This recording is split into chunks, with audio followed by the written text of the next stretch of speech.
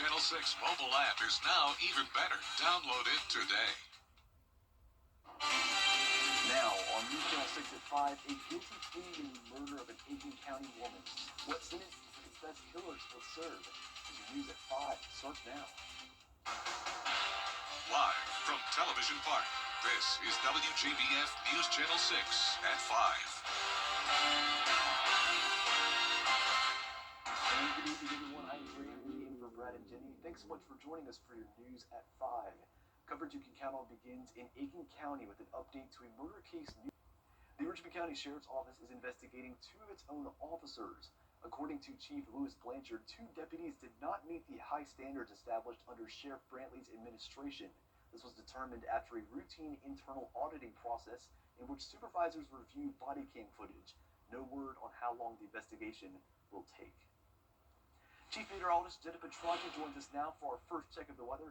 Jenna, a nice day today.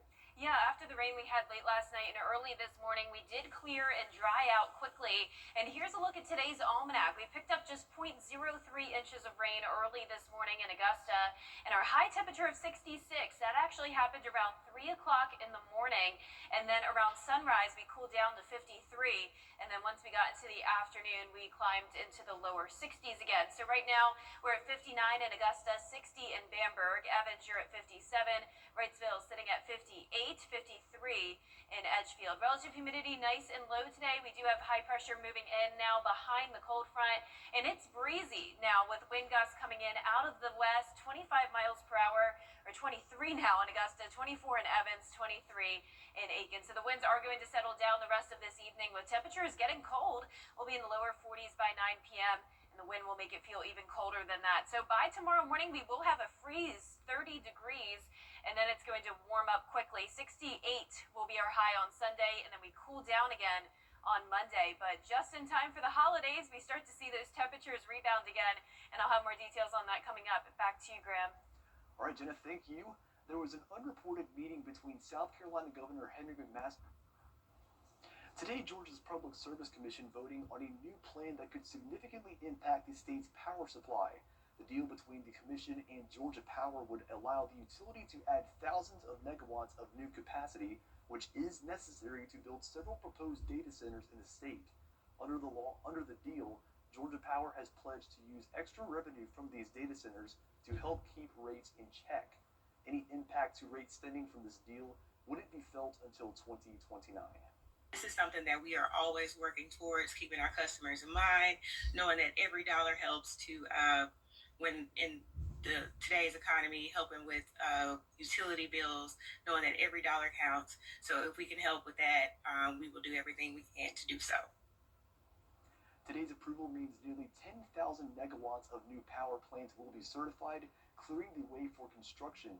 Most of that power would be used to support data centers across the Peach State. Of course, that vote could impact the data center project in Columbia County. Georgia Power approved the power consumption plan for the data center in Columbia County. Council members say the cost of setting up, building, and running the center will be covered by the end users instead of residents. We'll have more on the vote from the state capitol and reaction tonight on News Channel 6 at 11. The proposed roundabout in Augusta may not be moving forward. Last night, Augusta's Historic Preservation Commission voted unanimously to recommend dropping the project. The roundabout would have been located between two churches at the intersection of McDowell Street and Montesano Avenue. This sparked concerns from neighbors who live and work in the area. People going to businesses, going to the churches, come from the schools, and it's just, we don't think a roundabout would be the safest place to be, with as much pedestrian traffic as we have. Traffic circle is just totally out of context with the established neighborhood of Somerville. And so as such, we believe that we have an opportunity to speak out and remind the mayor and commissioners that there are historic considerations that should be taken into account as they do these public works projects. Now, neighbors say they aren't opposed to roundabouts. They say they're more open to adding a roundabout nearby between Central Avenue to improve the flow of traffic. Well, a Christmas lights display in North Carolina is catching tons of attention, but not all of it is positive. Shakira Speaks has the story. This is crazy, beautiful, awesome. Let your kids see this stuff. Neil Hewer's light show in Waxhaw is huge, with more than 60,000 flashing LED lights, syncing with a playlist of 15 Christmas songs. It's 100% beautiful. Despite the happiness viewers say they feel from watching the show, the homeowner says his display caused a bit of a stir with his homeowners association board. He says they've complained it brings too many unwanted visitors to the neighborhood. That's the argument. They say this is all private property. Our roads are owned by our HOA, so they're technically not public. However, if you're coming through here to deliver something, to visit somebody, to do anything, the roads are the roads. I mean, they're throughways. They're right-of-ways for people to pass. Hewer says the HOA board sent him a letter addressing their complaints. He declined to show the letter in case of any possible litigation. We looked at the HOA's bylaws, and nothing explicitly prohibited homeowners from operating any entertainment show. I always do Halloween and Christmas. So did they have an issue for Halloween? No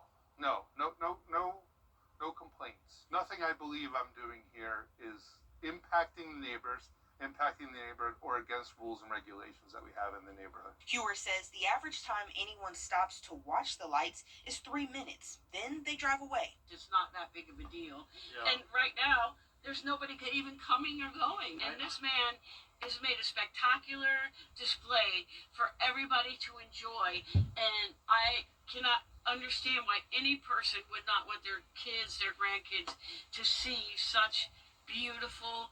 Yeah, he went to the effort. He went to the effort to put it in. You might as well let people see it. Every time somebody would give positive feedback, it's just more fuel to make me want to do it more. You know, I want to make people happy, and this makes people happy. Each month, News Channel 6 honors an African American who is making strides in their field with the Mary L. Jones Black Affirmation Award. News Channel 6's Carlton T. Clay introduces us to an 80-year-old author who believes that he can do anything he puts his mind to. Caleb Bradley is the co-author of Caleb Can Do Anything in the World That He Puts His Mind To, a children's book he wrote and published with his mother. And with this book, Caleb has an important message for all of his readers. So the book is about me, but if you get the book, it's like telling kids and parents that they can do anything in the world that they put their mind to as long as they believe it. For more information on how you can purchase Caleb's book and to watch the entire interview, visit our website, WJBF.com, and click on Celebrating Black Excellence 365 under the Community tab. I'm Carlton T. Clay, WJBF, News Channel 6. Coming up, there's a new leader at NASA. What the future of space travel looks like when we return. The college football playbook. So ahead, coping with the stresses of the Christmas season. What a local church did for those feeling the pressure after the forecast. High pressure moves in, and it's going to be a sunny and mild weekend, and Christmas Day is looking pretty mild as well. Definitely much warmer than what we're used to. I'll have all the details coming up.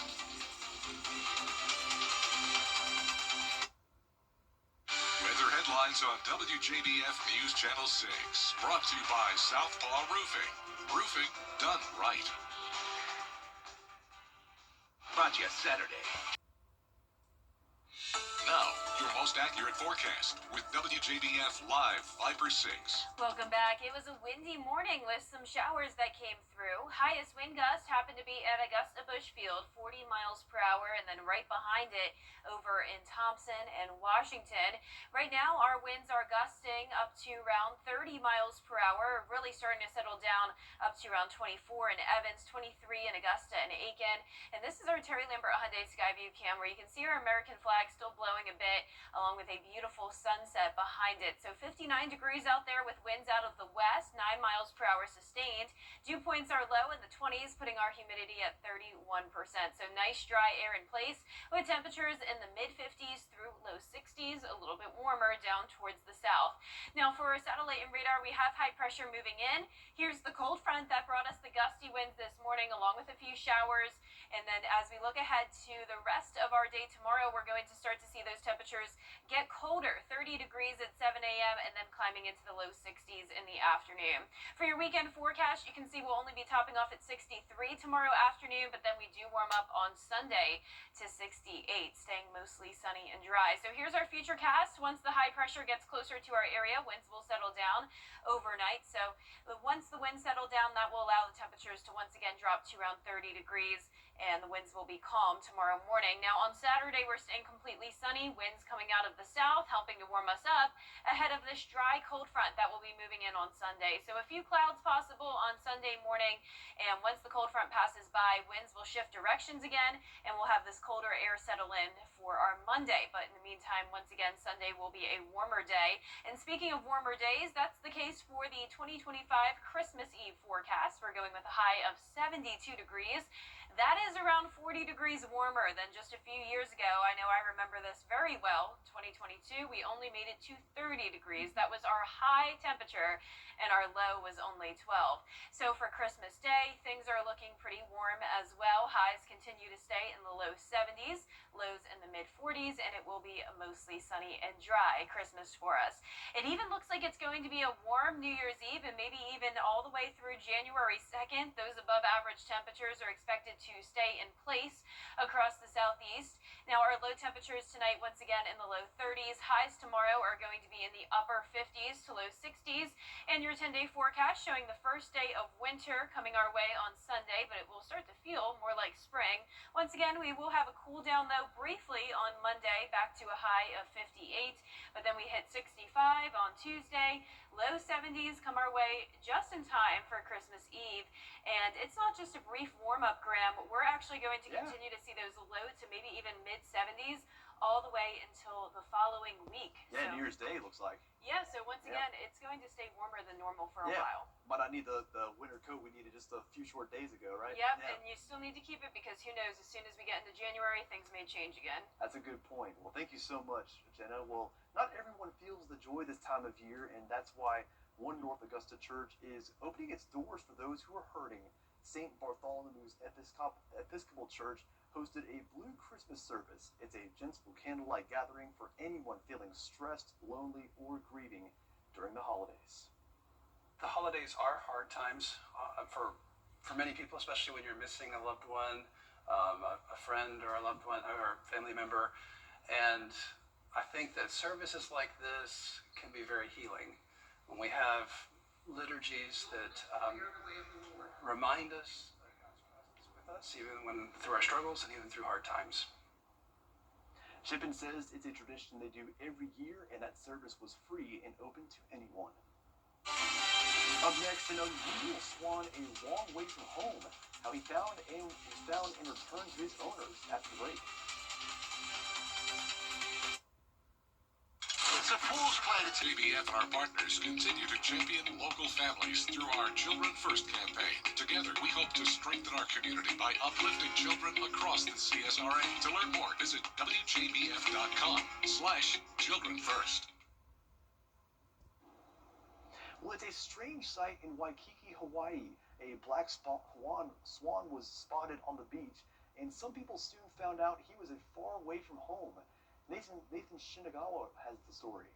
This little dude has had quite the adventure over the last few days after leaving his home at the Ko'olina golf course. So this young man, wasn't allowed to be where he was and was, bullied out of the area. And so instead of just finding a different place on the course, he actually flew. And originally he ended up out at Barbers Point area on Monday. After making his way to Barbers Point, the swan flew even further, spotted in Waikiki Beach Tuesday evening. The swan was sighted multiple times on the beach Wednesday, where lifeguards encouraged guests to stay back and give it space until proper care arrived. We have about 25 swans. They're all the black swans. How unusual is it for one of your swans to make it all the way to Waikiki? I mean, that's pretty far. It is pretty far. The last time that I've heard that a swan went all the way to Waikiki was like 10 years ago. Eventually, the swan was caught, and Susan Wilkinson's nonprofit Susie's Duck Sanctuary helped return him to his home. he needed the proper diet. He needed proper water. He was extremely dehydrated. They can't drink salt water, and he was in a really saltwater environment. He needs to be with his family. He needs to be with his kind, and that's part of the deal of keeping Hawaii not having extra invasive species and keeping them contained in those special areas so we don't disturb the natural environment. Upon its return, the swan was moved to a new area of the course away from where he was first phased out and received a harmless wing clip to keep him from getting lost again. Really cool to see those swans made it home safe. Well, that does it for this half hour, but we have more coverage you can count on coming up at 5:30, including the deadline to release the Epstein files happening today. We'll tell you what comes next after the break.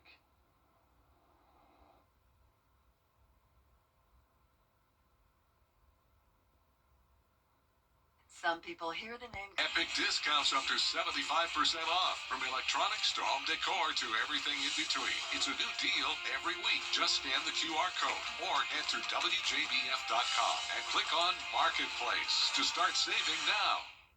The Live 5 for 6 Skyview Network, sponsored by Terry Lambert Hyundai.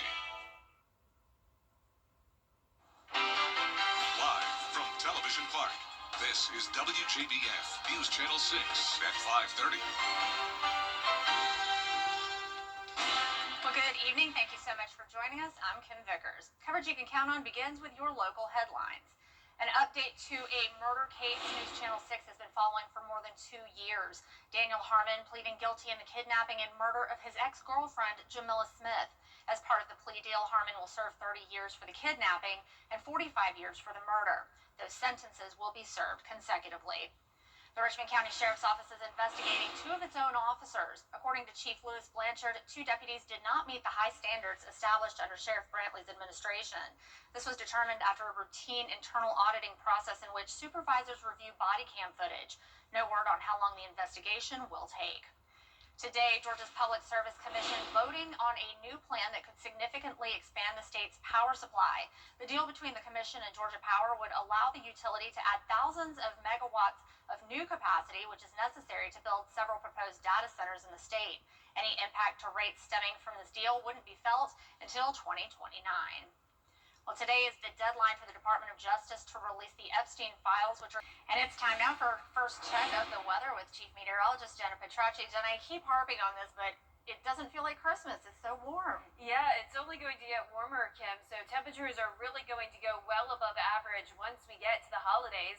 But right now on our Terry Lambert Hyundai Skyview cam, we're seeing a gorgeous sunset here at the Amentum Center in Aiken. It was a dry day after just a few showers very early in the morning. That brought us 0.03 inches of rain. Our high temperature of 66 was technically reached at 3 o'clock in the morning, and then from there we dropped to 53 around sunrise. And then this afternoon, those temperatures rebounded back into the lower 60s. Now that the sun is setting, we're down to 59 in Augusta, 55 in Aiken, Swainsboro at 58. Gibson, you're sitting at 56 degrees and 54 in Edgefield. Nice low relative humidity today. High pressure is building in behind that cold front that brought us the rain.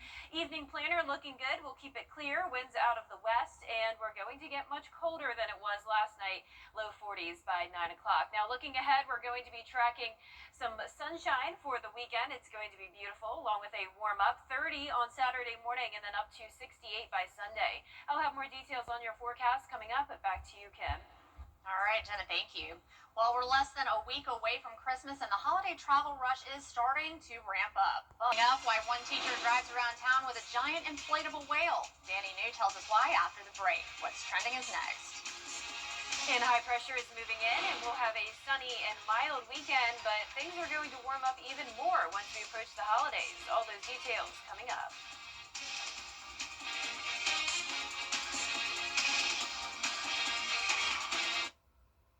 Tonight, tracking a couple.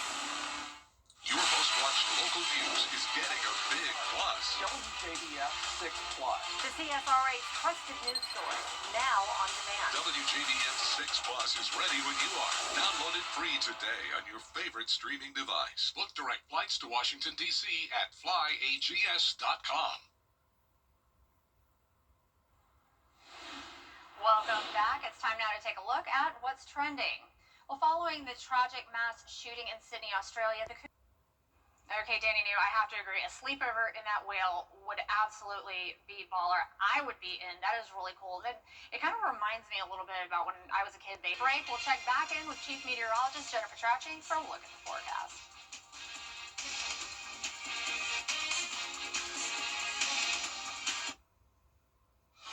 The Hyundai Getaway December. Oh, what fun it is on Live to count down to the holidays. With Michelle Pfeiffer, Hugh Jackman, Kate Hudson, Sigourney Weaver, George Clooney, and more. Oh, yeah. And oh, what fun awaits with Eat, Drink, and Be Merry Week. Holly Jolly gift bargains, Live's annual sweater party, and Santa comes to town for our holiday special. Is that why that guy's here? Weekday mornings at 9 on News Channel 6. Weather headlines on News Channel 6, brought to you by Southpaw Roofing. The Coffee Club on News Channel 6, sponsored by Honda Cars of Aiken. Now, your most accurate forecast with WJBF Live Viper 6. Welcome back. We did pick up on some rain yesterday and early this morning. Very beneficial rainfall to help with our drought. Some places only saw around 1/4 of an inch, while others got up to an inch. And this is just over the past 24 hours. So if you go back to 48 hours ago, then some places saw even more. Now, the rainfall totals also came with some gusty winds. We saw wind gusts between 30 to 40 miles per hour. Highest gust at Augusta Bush Field, and then 39 at both Thompson and Washington's airports.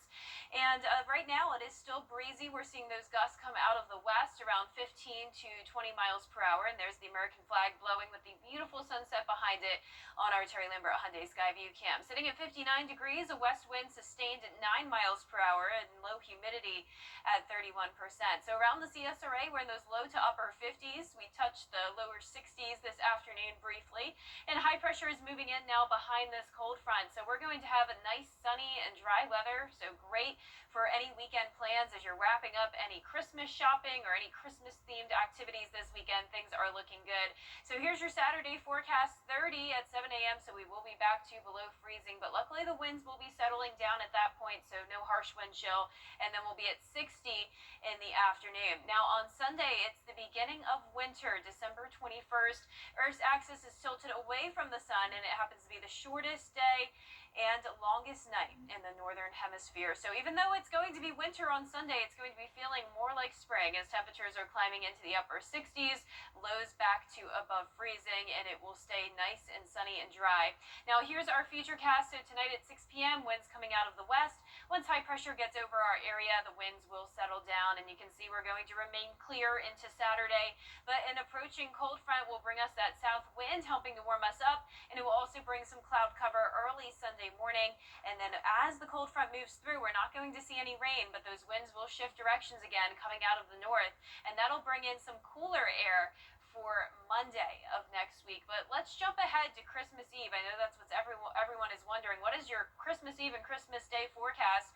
Well, do you remember back in 2022? I know I do. It was bitter cold with a high of only 30 and a low of 12. A huge difference just 3 years later. We're going to be in the 70s for highs, and lows are going to be above freezing. Now the mild weather continues into Christmas Day. It's going to be beautiful. Highs stay in the low 70s, lows in the mid 40s. And let's look at how this compares to last year. So last year Christmas Day was at 59, closer to average. And look at these records. This just goes to show how this time of the year down in the southeast, you never know what you're going to get. Hottest Christmas on record, it was back in 2015, not too long ago, 81 degrees, and then 26 back in the 80s. Now the warm weather is here to stay for quite some time. It looks like we'll even have a warmer than normal New Year's Eve and New Year's Day, and not just here, but all across the southeast. Going to see those above average temperatures. Now the low temperatures tonight, below average. We're going to be at around the freezing mark, some places slightly below. Highs tomorrow in the upper 50s to lower 60s.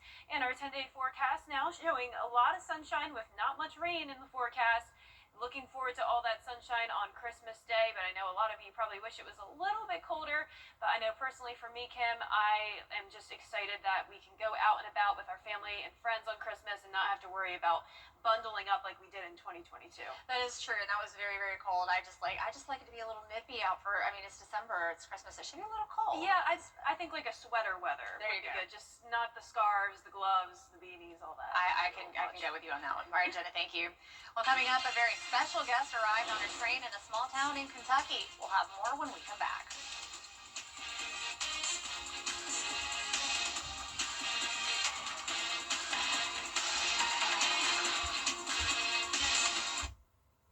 I'm Shalonda Morris with Universal Plumbing.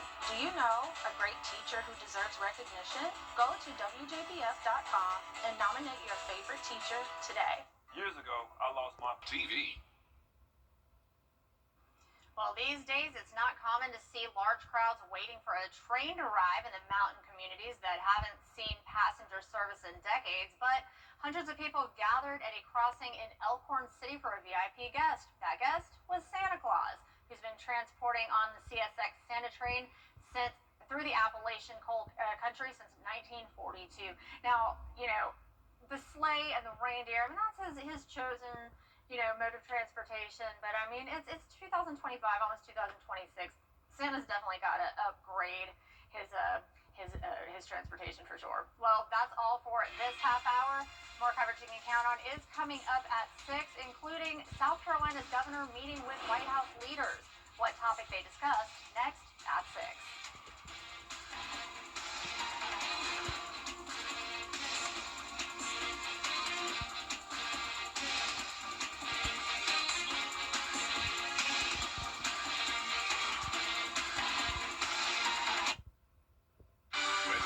On WJBF News Channel 6, brought to you by Southpaw Roofing.